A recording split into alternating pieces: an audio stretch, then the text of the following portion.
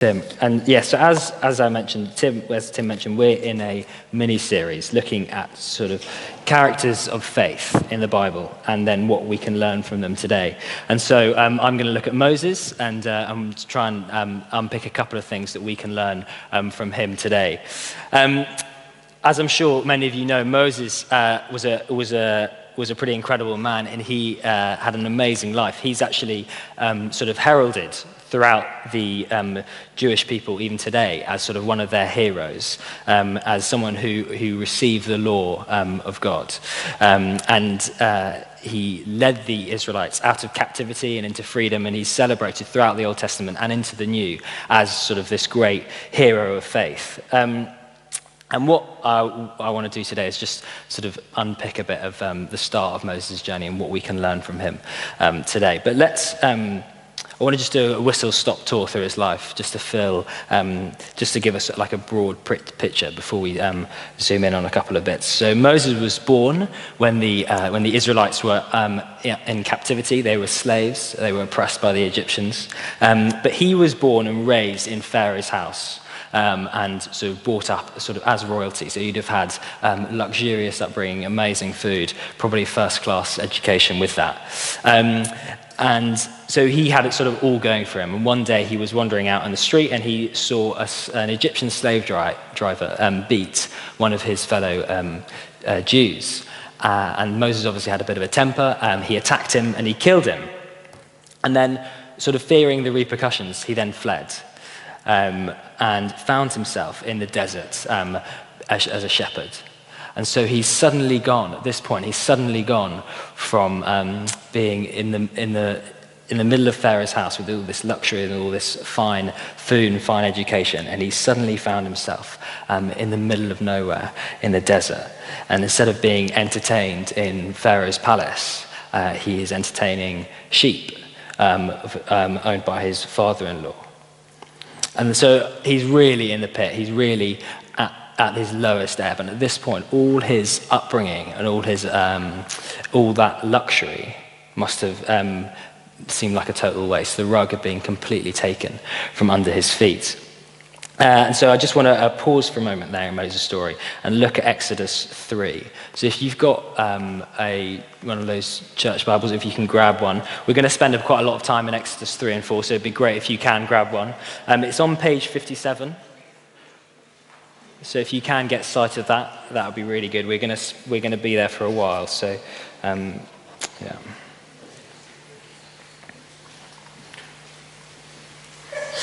So it's page 57, Exodus 3.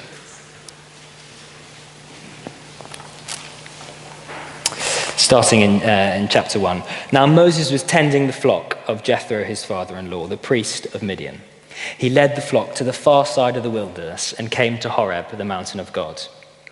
There, the angel of the Lord appeared to him in flames of fire from within a bush. Moses saw that though the bush was on fire, it did not burn up. So Moses thought, I will go over and see this strange sight, why the bush does not burn up. When the Lord saw that he had gone over to look, God called to him from within the bush, Moses, Moses. And Moses said, Here I am. Do not come any closer, God said. Take off your sandals, for the place where you are standing is holy ground. Then he said, I am the God of your father, the God of Abraham, the God of Isaac, and the God of Jacob. At this, Moses hid his face because he was afraid to look at God. The Lord said, I have indeed seen the misery of my people in Egypt. I've heard them crying out because of their slave drivers, and I'm concerned about their suffering. So I have come down to rescue them from the hand of the Egyptians and to bring them up out of that land into a good and spacious land, a land flowing with milk and honey, the home of the Canaanites, Hittites, Amorites, Perizzites, Hivites, and Jebusites. And now the cry of Israelites has reached me, and I've seen the way the Israelites are oppressing them. So now go. I am sending you to Pharaoh to bring my people, the Israelites, out of Egypt. So it's a pretty amazing call. It's a pretty strong encounter with God. He sees this bush which isn't burning, and then the living God comes and speaks to him from it. But at this point in his life, perhaps understandably, Moses is having a bit of crisis of confidence. He And they have a little exchange where Moses is kind of like, I can't do it, I don't want to do it, and God is like, it's fine, I'll be with you. But we're going to come back to that a bit later on. But eventually Moses agrees to go. He goes back to Egypt, goes to Pharaoh. Pharaoh proves a little hard to convince. The Israelites are quite a good asset to have. They're providing free slave labor.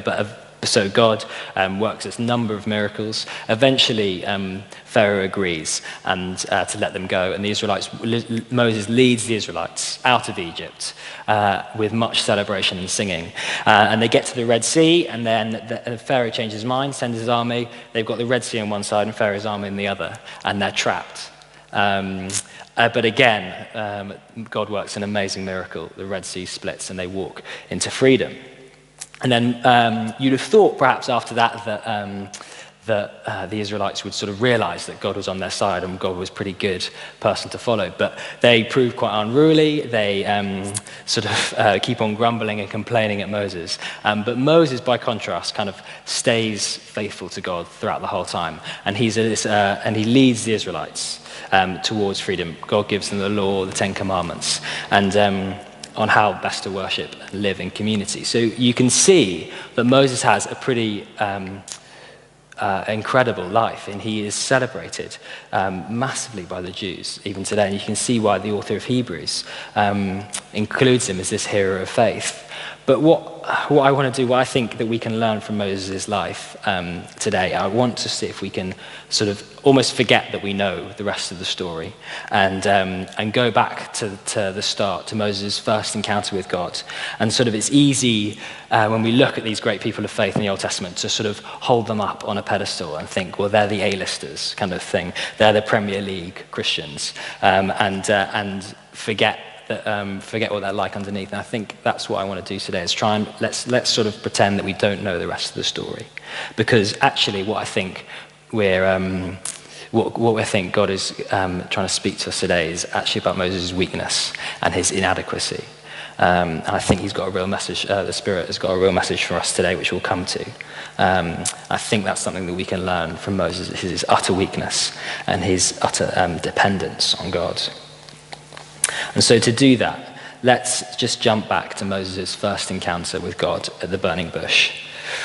And so this is the point, remember, so if we don't know the rest of the story, this is the point where Moses at his lowest ebb, he's had everything going for him in Egypt. He had all that luxury, and then he committed murder. So he's a guilty murderer, and he's fled.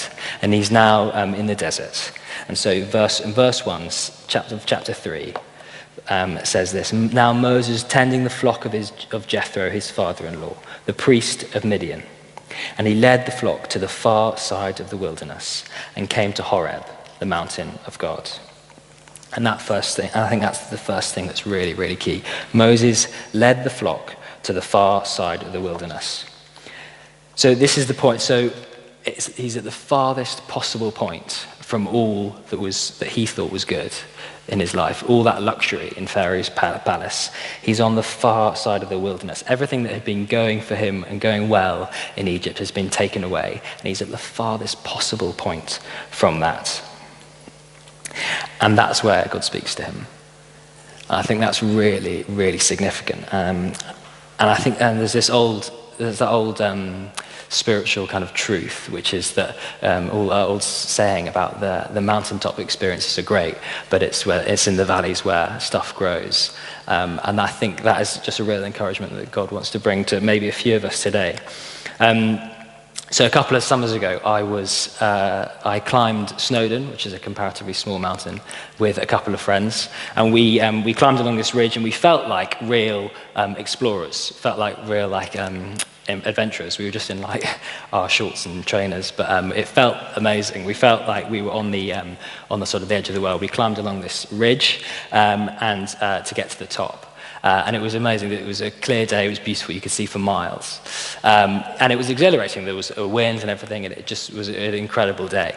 But we got to the top, and I realized, you look around, and there's nothing basically there. It's kind of, there's this rocky, barren top, and there's a few tufts of grass here and there, but there's nothing really growing, anything. And you can see for miles, and it's amazing. But it's not until that we came back down Snowdon, we got in our car and drove back into the valleys, that that stuff really started to grow, that there was life and growth. And I think that is so true. That's such a key truth for our spiritual lives. That we have these amazing mountaintop experiences, these big highs where we feel like real adventurers. We feel like we're really exploring. We can see for miles, and everything seems amazing. And sort of the proverbial wind is kind of in our hair, and it feels incredible. And then we descend into the valleys, and maybe it's not so exciting, and we can't see so far, and it's a bit harder work. And I just think there's a real point of encouragement here for anyone who's feeling that they're in a spiritual valley, that it's in these valleys where God sows real growth and real depth in our characters. And often it's where he speaks to us, where he whispers to us. It's in these valleys. And Moses is in probably like one of the biggest spiritual valleys. He's on the far side of the wilderness. That's where he takes his flock, and that's where God meets him. That's where he has his burning bush experience. It was on the far side of the wilderness. So let's spend a little bit more time not looking at what happened when God met with Moses. I think it's really, really key that we get this, because if we forget the rest of this encounter with God, this sets up everything that's to come. So at this point, Moses is at his lowest ebb, he's at his lowest possible moment. And it's at this point that God speaks to him, and this is the foundation of everything that's to come. Everything that we know of Moses as a hero kind of thing, everything is based upon this encounter with God at the burning bush. So it's really, really key that we see this as kind of the platform for everything that's to come. And so at this point, Moses, he's been in Egypt, he's committed murder, he's fled. He's now holding the sheep, and now looking after the sheep. And he sees the burning bush. God speaks to him. And then just at the end of, if we pick it up in chapter 3, verse 9, God has revealed himself, said who he is. And he says, "And now the cry of the Israelites has reached me, and I've seen the way the Egyptians are oppressing them. So now go. I am sending you to Pharaoh to bring my people, the Israelites, out of Egypt." But Moses says to God, "Who am I that I should go to Pharaoh and bring the Israelites out of Egypt?" God said, "I will be with you, and this will be the sign to you that it is I who have sent you. When you have brought the people out of Egypt, you will worship God on this mountain." God said to Moses, "Suppose I go to the Israelites and say to them, 'The God of your fathers has sent me to you,' and they ask me, 'What is his name?' Then what shall I tell them?" God said to Moses, "I am who I am. This is what you are to say to the Israelites. I am has sent you." So this is pretty incredible stuff. God has not only has God kind of revealed himself to Moses in an amazing, miraculous way through the burning bush. He's laid out his heart for Israel, his passion for Israel. He said who he is, and he's commissioned Moses to do it. But you would have thought perhaps at this point that Moses would kind of get the picture. But he questions God twice. He says, "Who am I that can go?" And then even when God encourages him with that and says, "I will be with you," then he questions God again. And you'd have thought after these two answers, maybe Moses would have started to get the picture, but he doesn't. If we jump to chapter 4, verse 1, Moses answered, "What if they do not believe me or listen to me? The Lord did, and say, what the Lord did not appear to you." Then the Lord said to him, "What is that in your hand?" "A staff," he replied. The Lord said, "Throw it on the ground." Moses threw it on the ground, and it became a snake, and he ran from it. Then the Lord said, "Reach out your hands and take it by the tail." So Moses reached out and took hold of the snake, and it turned back into a staff in his hand.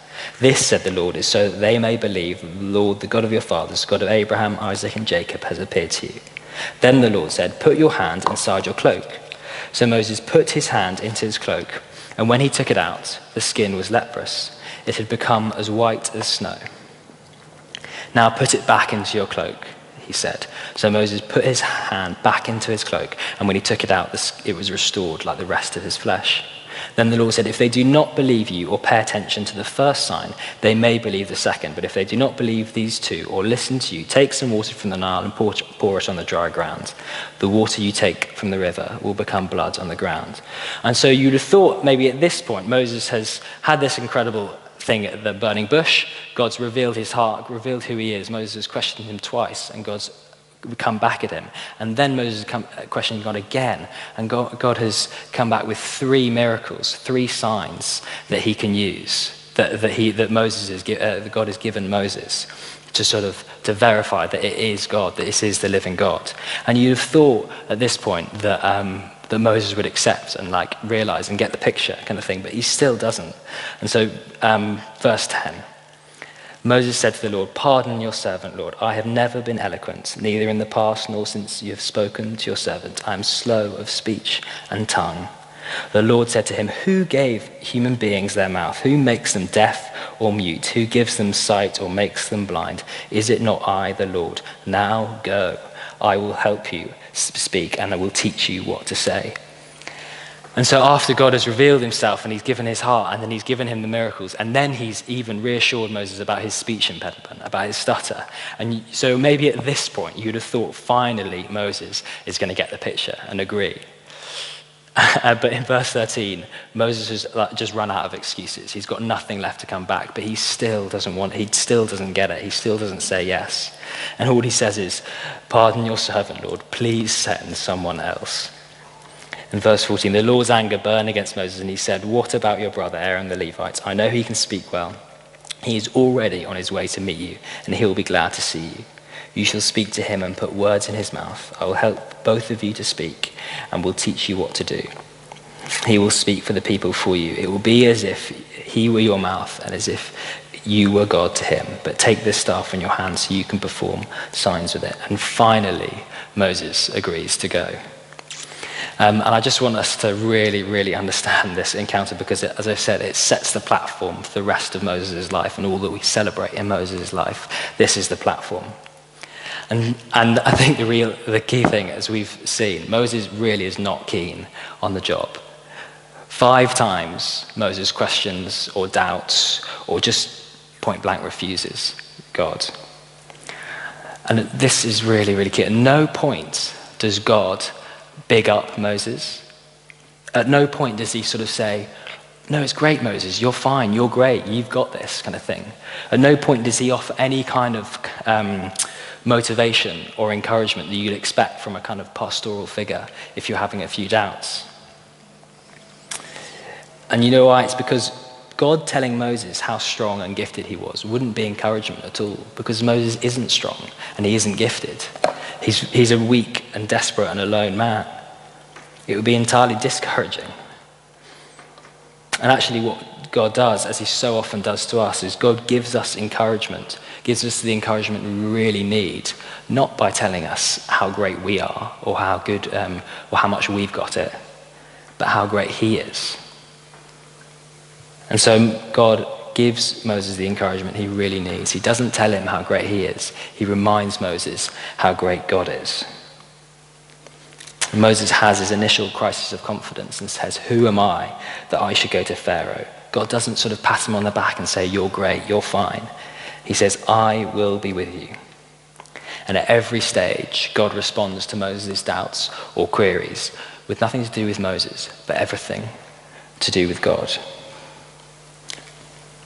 And when Moses finally agrees to go and finally obeys God's call, the result of this encounter is that for the rest of Moses' life, he is utterly dependent on God. He knows how inadequate he is. He knows how unqualified he is. He knows that it's not down to him. Nothing can come from him. There's nothing he can do. And so for the rest of his life, Moses is utterly dependent on God. When Pharaoh didn't believe Moses and refused to let the Israelites go, Moses went straight to God, and it was God that provided the plagues. When the Israelites were trapped at the Red Sea, and the Pharaoh's army was coming after them, and the Israelites were panicking, Moses went straight to God, and it was God that parted the Red Sea. And then when the Israelites were complaining and desperate at him in the desert, Moses went straight to God, and God provided the manna.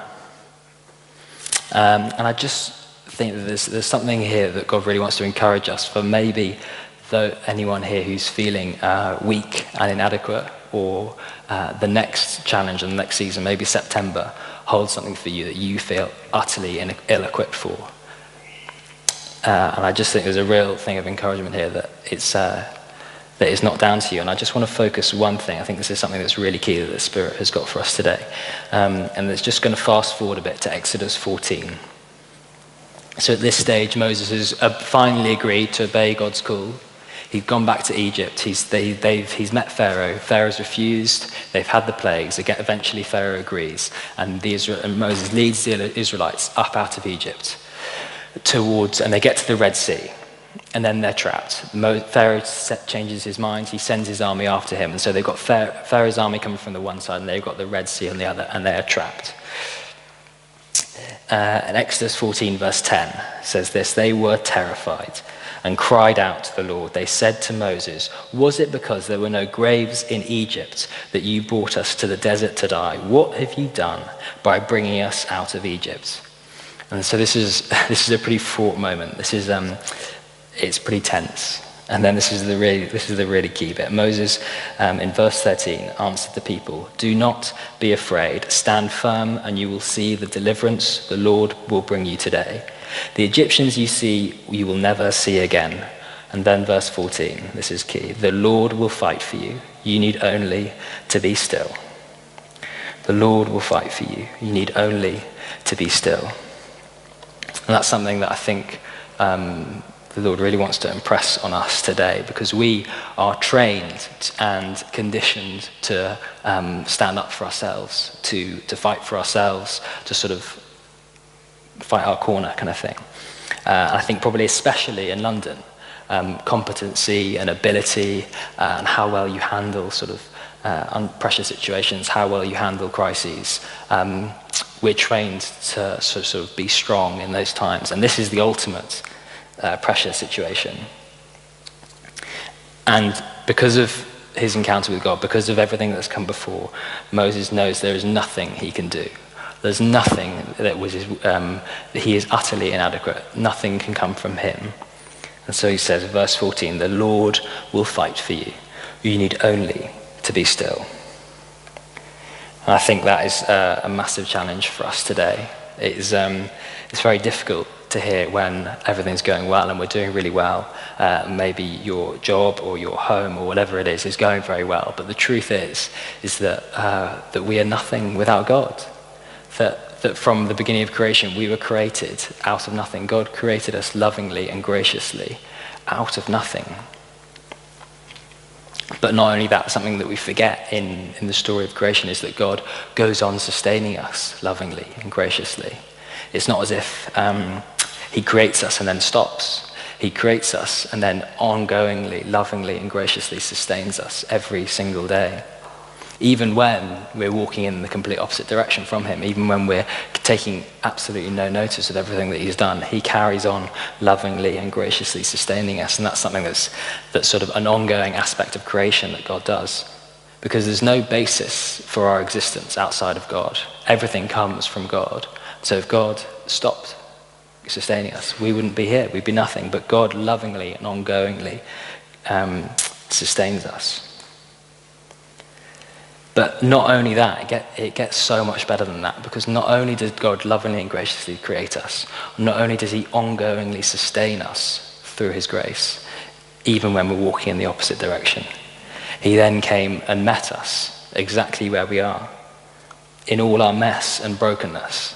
And he came in the person of Jesus and died for us. You see, there's the picture of Moses' life that we see is a weak and broken and desperate man. A man who's on the far side of the wilderness, and God comes and meets him and says, "I know you can't do it. I know you're too weak. I know you can't achieve this. I know you're inadequate. But this is who I am, and I can do it, and I will be with you." And that's just an amazing glimpse of what Jesus did on the cross, because When God came as Jesus, he not only sustains us, but then he came and met us.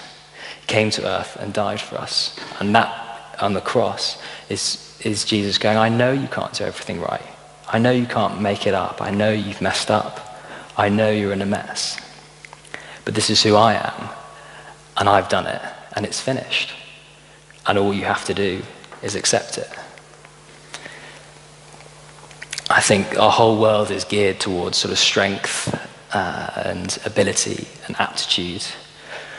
But the truth is we were made for dependence. We were made to rely on God because we can't do it all ourselves. We can't make everything better. And that's the whole point.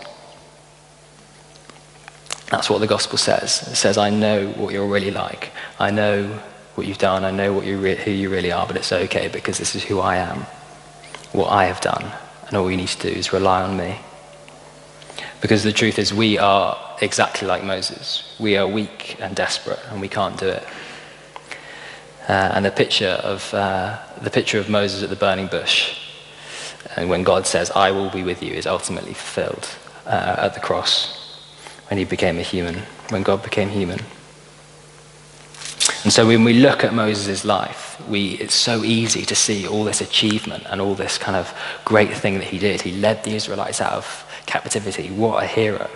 What a kind of an A-lister. And the truth is that he was an utterly weak man. He was totally unfit for the job, but he totally relied on God. And that's exactly the same for us today.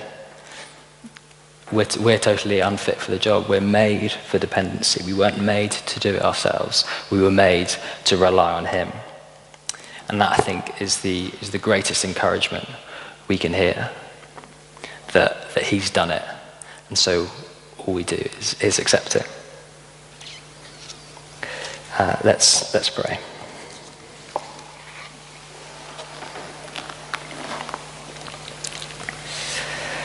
So Father, we praise you. Thank you so much that you are good, that you came and meet us in our darkest moments. You come and meet us on the far side of the wilderness, where everything seems to have gone wrong. We don't have to get to a certain point before you will meet us, but you came and died for us exactly where we are. And praise you for that, Lord. And Father, thank you so much for the life of your servant Moses, for that you chose a man who was so weak and so sort of incompetent in many ways, but he just completely relied on you. And thank you so much for that picture, for that lesson that we can learn from him. God, I pray that you will humble us, that you will show us how much we need you, how much we are made for dependency. We were made to rely on you.